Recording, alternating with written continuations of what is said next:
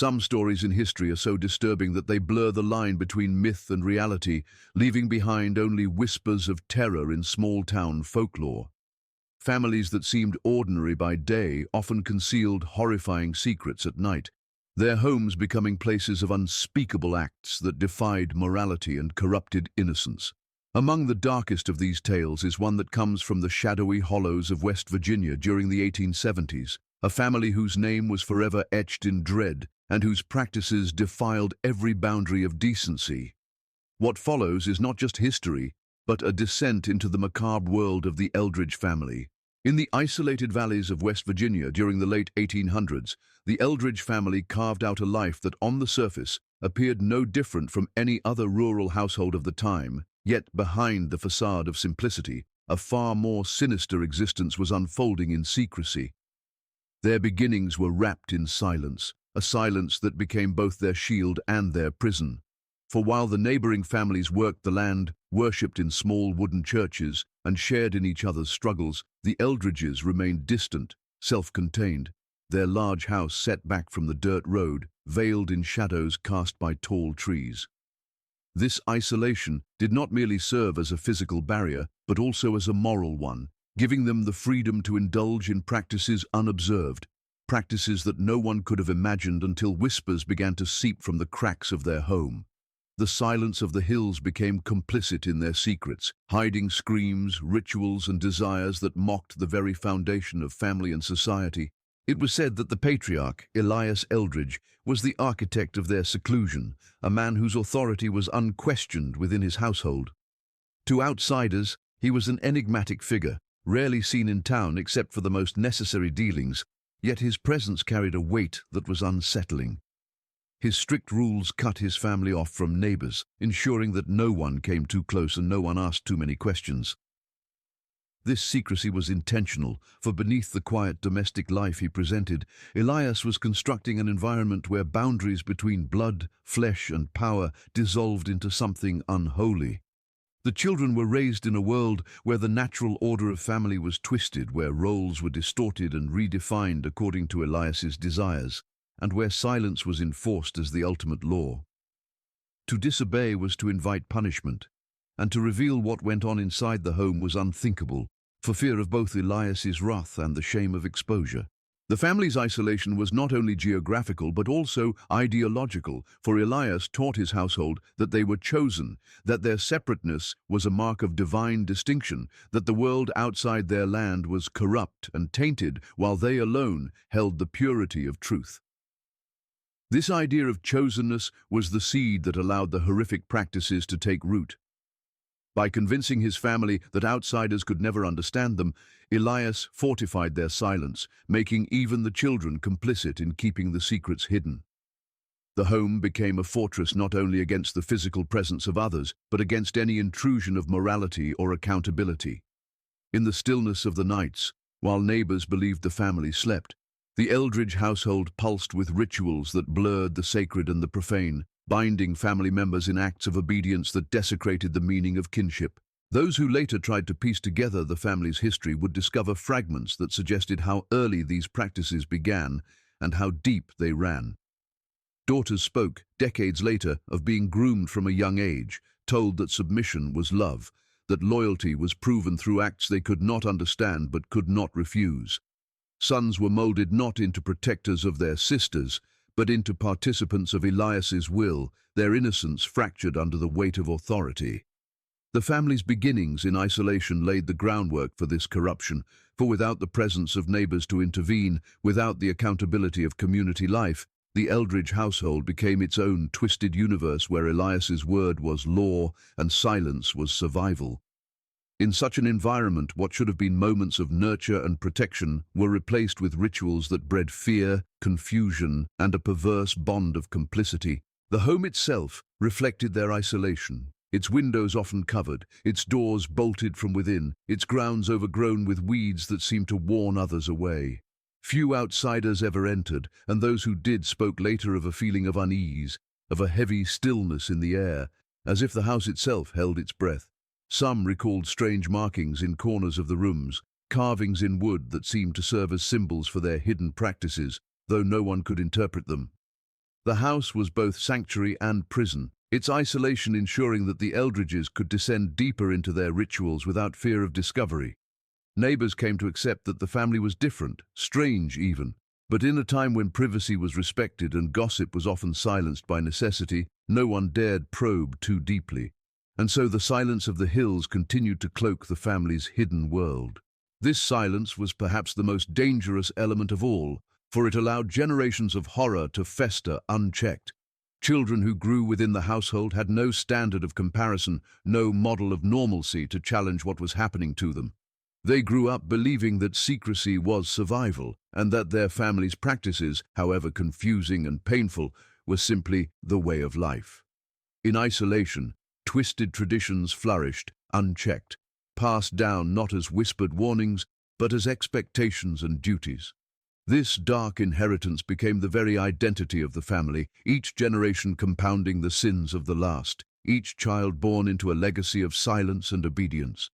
It was in these beginnings that the horrific practices of the Eldridge family were not only conceived but preserved, nurtured by the shadows of isolation and the silence of the hills. The grotesque rituals and twisted sexual practices that defined the Eldridge family were unlike anything the townspeople of West Virginia could have imagined, for what was whispered in rumors was far darker than even the most fearful gossip could capture. Within the walls of their secluded home, the natural boundaries of family were not only crossed but systematically destroyed, reshaped into acts of dominance and submission that left permanent scars on both body and spirit. What should have been bonds of protection and love between parents and children were corrupted into a grotesque theater of exploitation, where every relationship was redefined by Elias Eldridge's insatiable hunger for control. He ruled not just through fear, but through rituals that gave perverse structure to their daily lives. Rituals so unnatural that outsiders would later struggle to comprehend how such practices could be sustained for years without collapse. Every act within the household was choreographed to serve Elias's vision, and in this vision the body was not sacred but a tool to be manipulated, violated, and broken for the sake of proving loyalty. Daughters were trained to believe that their worth was measured by their submission, not to future husbands or even to God, but to their father's demands, which he cloaked in a twisted sense of religious duty. Sons were taught that strength came not from protecting, but from participating. That manhood was proven not through integrity, but through willingness to perpetuate the same violations inflicted upon their sisters. The rituals blurred the line between sacred ceremony and unspeakable degradation, for Elias often invoked scripture and prayer before beginning, turning acts of horror into what he claimed was worship. To those forced to endure it, this mingling of religion and violence stripped away any chance of understanding the difference between the holy and the profane, binding them deeper in confusion and silence. The family gatherings were transformed into ceremonies where nothing resembled ordinary life, for the dining table could as easily become an altar, the bedroom a stage for ritualized acts, the barn a chamber where secrecy was reinforced by the isolation of the woods. There was nothing spontaneous about these practices. They were rehearsed, expected, repeated with a grim regularity that left no space for rebellion. What Elias demanded was not merely physical submission, but psychological domination, ensuring that his family members were not only victims, but also participants trapped in the illusion of duty. This ritualized repetition normalized the grotesque until even the most horrifying acts began to feel inevitable, another law of their isolated universe. The practices grew more elaborate as years passed, incorporating elements that suggested Elias had drawn from occult ideas as well as his distorted interpretation of scripture. Symbols carved into wood, candles lit in patterns, and the chanting of passages twisted to fit his desires all lent the ceremonies an atmosphere of something more than mere violation. They became performances in which the sacred was mocked and the human body reduced to an object of sacrifice. Those who survived later spoke of the chilling way Elias's voice would echo through the room, mixing prayer with commands, so that submission felt not only forced, but sanctified. To resist was to resist not only Elias, but the God he claimed to embody, making disobedience seem like a damnation worse than any earthly punishment. In such an environment, the rituals held terrifying power, crushing any flicker of defiance under the weight of fear and false devotion. The children bore the deepest scars from these practices, for they were raised in an atmosphere where their earliest experiences of family were inseparable from ritualized degradation. Their innocence was stolen before they could even name it, replaced by confusion, fear, and a distorted sense of identity. Some grew to accept their roles, repeating the same acts with younger siblings as though continuing a family tradition, while others lived in quiet torment, silently praying for escape yet unable to imagine a world beyond their household. To speak of what happened was unthinkable, for the rituals were reinforced by threats of punishment that went beyond physical beatings. Elias ensured that his children believed exposure would bring ruin upon them all, not only in this world, but in eternity. This psychological cage ensured that even when opportunity arose, the family remained bound to the cycle, their silence the very thing that allowed the horrors to endure. The grotesque nature of these rituals did not escape the attention of neighbors entirely, for there were signs that something unnatural was festering behind the closed doors of the Eldridge home. The daughters, when seen in town, carried with them a look of hollow submission, their eyes downcast, their movements stiff as though every gesture was weighed by fear. The sons, though outwardly strong, carried an air of simmering aggression, their tempers quick to ignite in ways that unsettled others. On rare occasions when laughter was heard from the house, it carried a strained, unnatural quality, more like a chorus rehearsed than a sound of genuine joy. Yet in an era when family matters were considered private and the veil of domestic life was rarely pierced, these warning signs were ignored, dismissed as peculiarities of a strange but harmless household. Behind closed doors, however, the rituals became darker with time, growing in intensity as Elias aged, as though his fear of mortality drove him to seek ever more extreme affirmations of power. What began as acts of domination evolved into ceremonies that were marked by a grotesque creativity, each one pushing further into realms of depravity that defied even the imagination of those who later tried to record them. The family's silence ensured that the full details would never be known. Yet the fragments that survived in testimony were enough to paint a picture of horror so complete that it seemed to belong more to nightmare than to history.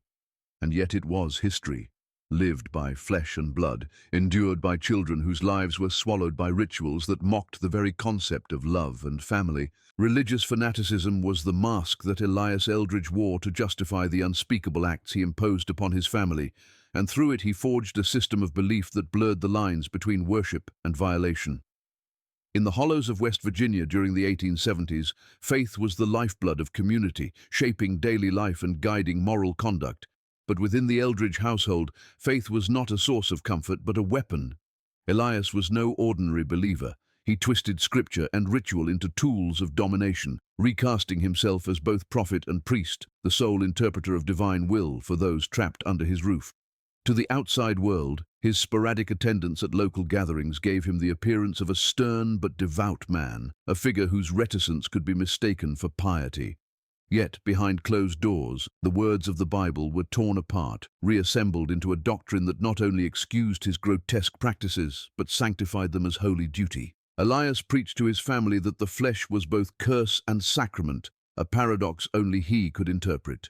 In his sermons, delivered not in church but in the dim rooms of his house, he taught that submission was the highest form of worship, that their bodies were vessels through which divine lessons were enacted.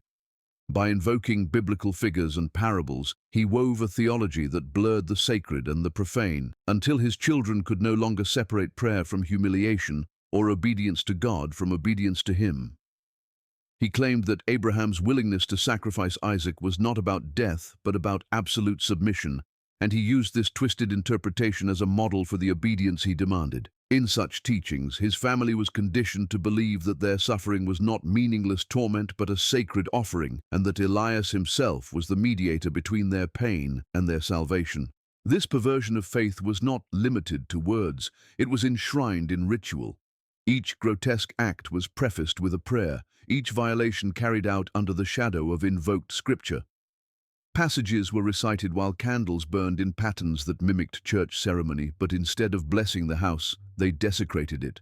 The family was required to kneel, to chant in unison, to repeat verses until the rhythm of scripture blurred with the rhythm of ritual abuse. In these moments, Elias stood as both preacher and executioner, casting his shadow over his family as he proclaimed that they were chosen, that their isolation was proof of their divine purpose. He told them that outsiders could not understand the purity of their practices, that the world was too corrupted to see the truth. By framing their grotesque acts as holy mysteries, he silenced dissent before it could even take root, for to question him was to question God. The children grew up under the weight of this distorted theology, and for them, the language of faith became indistinguishable from the language of violation. When they were told to pray, it was often in preparation for acts they dreaded, and when they were told to honor God, it meant honoring the demands of their Father. Their earliest associations with hymns, scripture, and devotion were interwoven with fear and degradation, leaving them unable to untangle the two. For the daughters, submission was framed as an offering, their compliance demanded as though it were a sacrament. For the sons, participation was presented as a divine inheritance, a proof of their strength and loyalty, ensuring that they too became instruments of their father's corrupted faith. Over time, this distortion of religion became so ingrained that even when doubt flickered, it was crushed under the terror of eternal damnation Elias promised for disobedience. The deeper Elias descended into fanaticism, the more elaborate his justifications became. He began to speak of visions, claiming that God whispered to him in the silence of the woods, commanding him to lead his family in ways the outside world would never understand. He portrayed himself as a modern patriarch chosen to preserve a sacred bloodline, weaving into his sermons a blend of biblical rhetoric and hints of occult mysticism. Symbols began to appear carved into the beams of the house and etched into the bark of trees surrounding their land, signs that outsiders could not decipher but which Elias claimed were seals of divine protection. These symbols, combined with his fiery proclamations, gave the rituals an atmosphere of otherworldly authority, as though the very hills themselves were consecrated to his will. For those who later pieced together the fragments of testimony, what became clear was that Elias's fanaticism was more than personal obsession. It was the binding force that allowed the family's grotesque practices to endure. Fear of eternal punishment was as powerful as fear of his physical wrath, and it ensured compliance even when opportunities for escape presented themselves. The children believed that to flee would not only bring Elias's vengeance, but God's, that exposure would condemn them not just in the eyes of neighbors, but in the fires of hell. This theological cage was perhaps more suffocating than the physical isolation of their homestead, for it locked them into a prison where even their prayers offered no refuge, where God's name was a whip as much as their father's hand. Neighbors would later recall the intensity with which Elias spoke when religion was mentioned, how his eyes seemed to burn with conviction, how he dismissed the small-town preachers as weak men who preached a diluted gospel. They saw in him a man too rigid, too certain, but none dared to confront him, for his demeanor carried the weight of someone who believed he answered to no earthly authority. In truth, he had crowned himself both prophet and God within his household, and through his fanaticism he secured the silence and submission of his family, ensuring that their darkest practices were not only endured, but embraced as sacred duty. The grotesque became divine, the abusive became holy, and in that perverse inversion of faith the Eldridge family descended deeper into a nightmare sanctified by scripture and sealed in prayer. Testimonies from outsiders and survivors would one day unravel the veil of silence that had long shrouded the Eldridge family, and it was through these fragmented voices that the depth of their depravity came to light. In the years after whispers began to circulate in neighboring towns, a few who had encountered the family firsthand stepped forward with recollections that, though hesitant and incomplete, painted a picture of horror more dreadful than anyone had imagined. These testimonies did not come easily. They emerged slowly, often decades later, from lips that trembled with the weight of memory, from survivors whose silence had been carved into them by fear and shame. Each account offered a sliver of the truth, and though the pieces never formed a complete whole, what they revealed was enough to chill those who listened, for it was in their words that the grotesque rituals, long hidden in the Eldridge home, were finally given voice. A neighbor who lived half a mile away recalled the strange sounds that carried across the hollow during certain nights. At first, he dismissed them as animals in distress, for the hills were full of wildlife, but over time the sounds became unmistakably human. Cries that rose and fell, voices chanting in unnatural unison, the crack of what sounded like wood against flesh. He admitted that his wife would press him to investigate, yet he resisted. fearful of what he might find, convincing himself that it was not his place to meddle. Years later, when the truth began to seep out, he confessed that his cowardice had haunted him, that he had long suspected something dark was unfolding, but lacked the courage to confront it. His testimony revealed not only the horror within the Eldridge home, but also the complicity of silence from those who had sensed but ignored the signs. Survivors from within the family offered the most harrowing accounts, though their voices trembled with the burden of breaking the law of silence that Elias had drilled into them from childhood. One daughter, speaking in her old age, described how rituals began with what seemed like prayers, but quickly descended into acts that left her bruised and broken. She remembered the candles burning low in the corners of the room, the way her father's voice carried through the house as he recited scripture twisted into commands.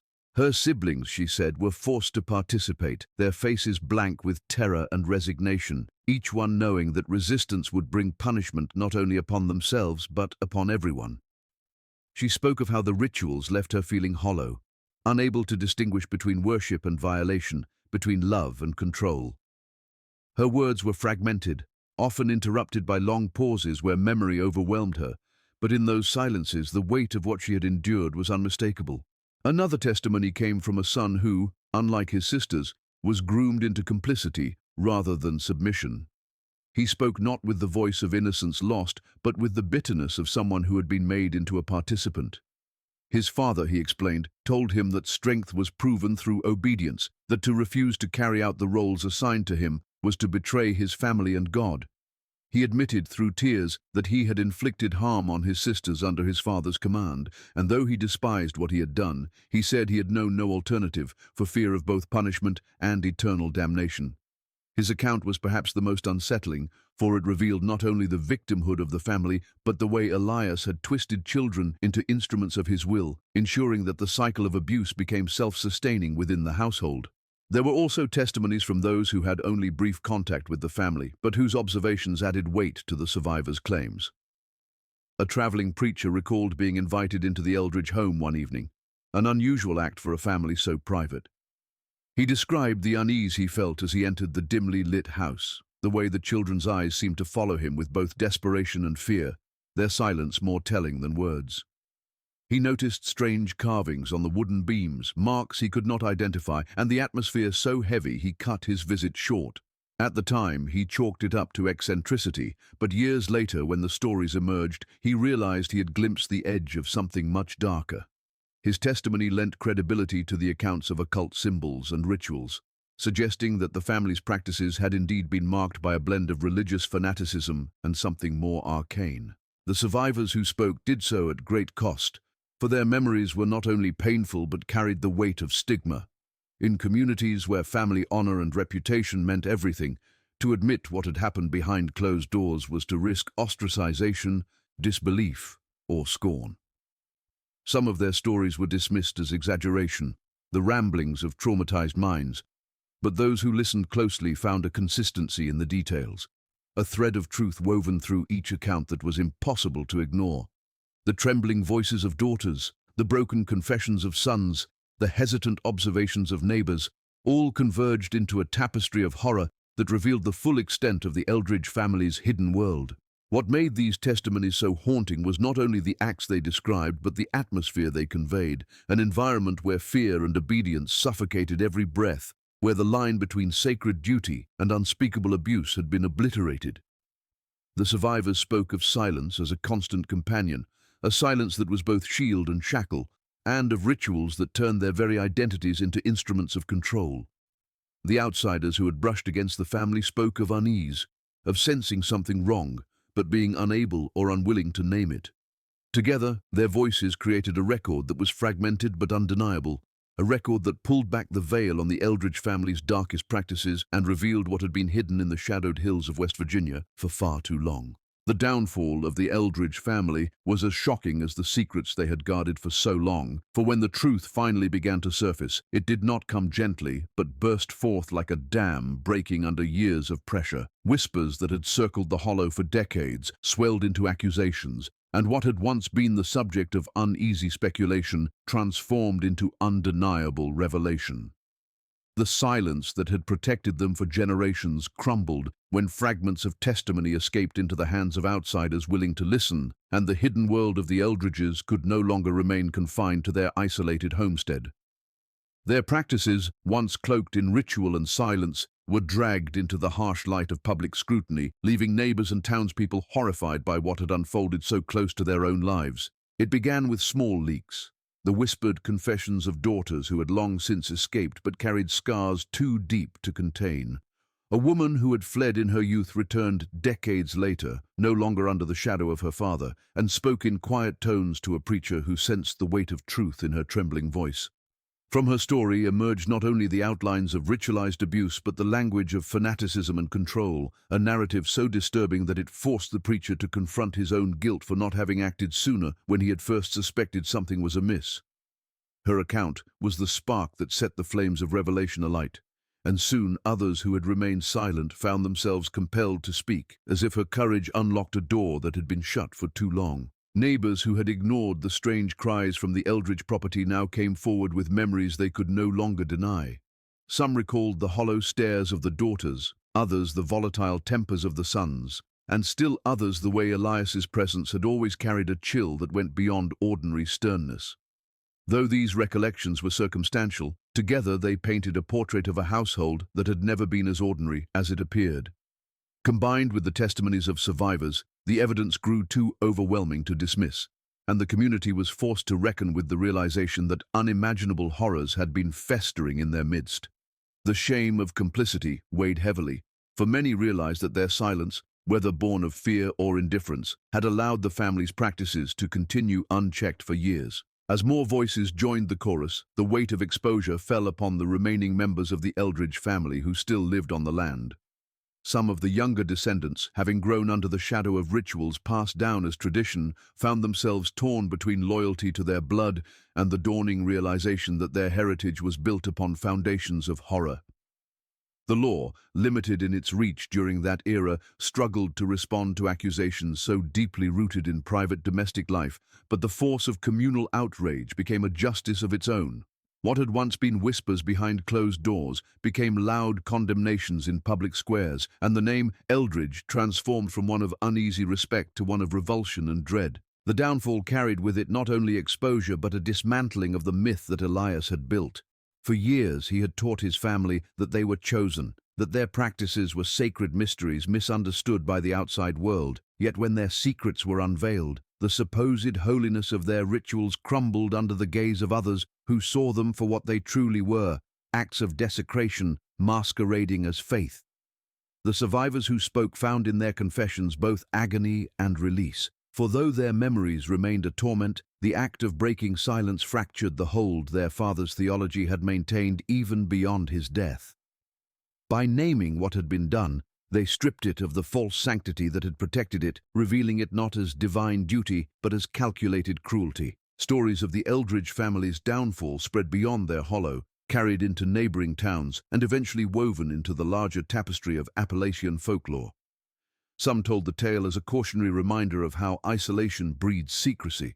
Others as a ghost story of a cursed family whose land would never bear fruit again, haunted by the cries of the children who once suffered there. The abandoned home became a place locals avoided, its rotting beams and carved symbols standing as silent witnesses to what had transpired within.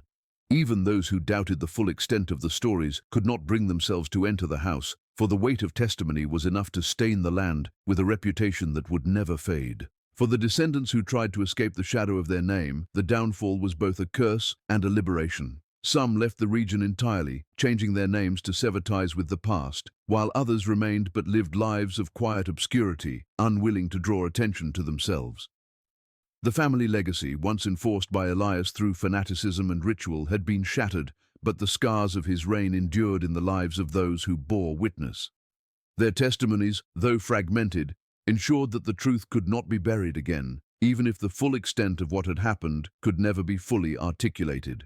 The Eldridge family's collapse was not marked by a single dramatic event, but by a slow unraveling of secrecy, as silence gave way to confession and whispers turned into stories that could not be ignored. What made their downfall so devastating was not only the exposure of their acts, but the shattering of the illusion that such horrors were distant or unimaginable. They had existed not in some faraway legend, but in the heart of a community that had chosen not to see. And in the end, the reckoning that followed was as much about the family as it was about the society that had allowed them to thrive in silence. The name Eldridge became a reminder of the cost of complicity, a symbol of the darkness that can flourish when secrecy is allowed to fester, and a tale that would haunt the hills of West Virginia for generations to come.